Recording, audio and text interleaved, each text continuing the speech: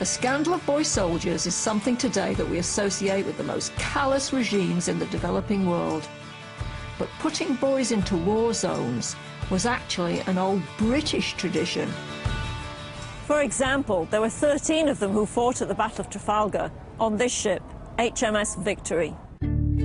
One of them was a 16-year-old midshipman, Lieutenant William Rivers. His father was also on board, and William first went to sea with him on Victory, aged 6½, and he immediately saw action and was wounded off Toulon.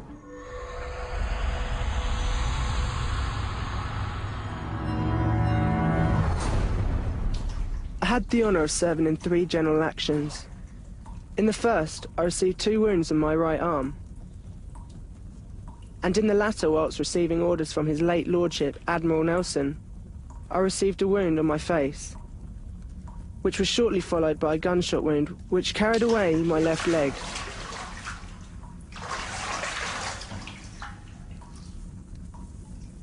Both William the father and William the son appear in that famous painting Death of Nelson by Benjamin West, with William Jr. being dragged off the deck on the bottom corner. Altogether, 720 boys fought in that battle, and they served at every single level of the ship's society. Think about it now. Matthew Sheldon is head archivist at Portsmouth's Royal Naval Museum. Matthew, you've actually got William Rivers' diary. Yeah, it's quite unusual to actually have a kind of personal account from this date from someone who was young.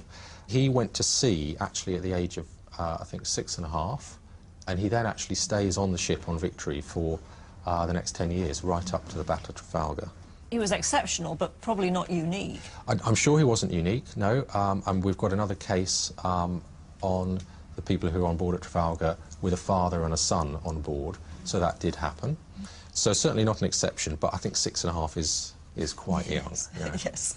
Well, what are the other materials here? This is a prize money register. When ships were in action, if they captured a ship, the value of the ship was divided amongst the ship's crew. Here we see it being shared out after the Battle of Trafalgar, and I particularly like this one for Samuel Robbins here, who is getting his £1.17 6. And so there you have a kind of 15-year-old Marine Society boy. Did he get educated? Well, he can certainly sign. Absolutely. Did he get educated by the Society, or actually did he get some learning on board? Marine Society boys were the naval equivalent of the parish apprentices. They were boys who were dependent on the state for their welfare, and who, instead of being sent to cotton mills, found themselves in naval barracks and trained for the sea. Not all of these raw recruits were orphans, however. Many were just kids who found themselves in a spot of bother. The Marine Society were concerned about the growing number of teenagers they saw hanging around on the streets, seemingly unsupervised, and a bit like the sort of the USPO kids we have today, that are so like something must be done. And then the solution was like, why not send them to the sea? They seem to be quite lively. That would be the kind of boys initially, but also generally just people struggling to care for their children. So sometimes parents would bring their children to the Sometimes parents, friends, sometimes masters who would be dissatisfied with their apprentices would come up and say, look, he's incapable of learning the trade, he wants to go to sea, can you take him?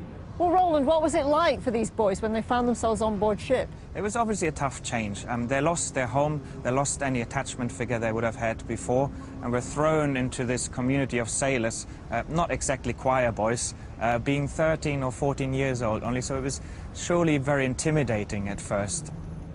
But we heard horrible cases in battle of boys being injured and people being killed around them. They all remember their first encounter with death. That seems something that sticks with them forever. The first time they see someone's head blown away by a cannon shot, that sticks. But then what is remarkable, from then on, they all say that they're numbed to the horrors of war.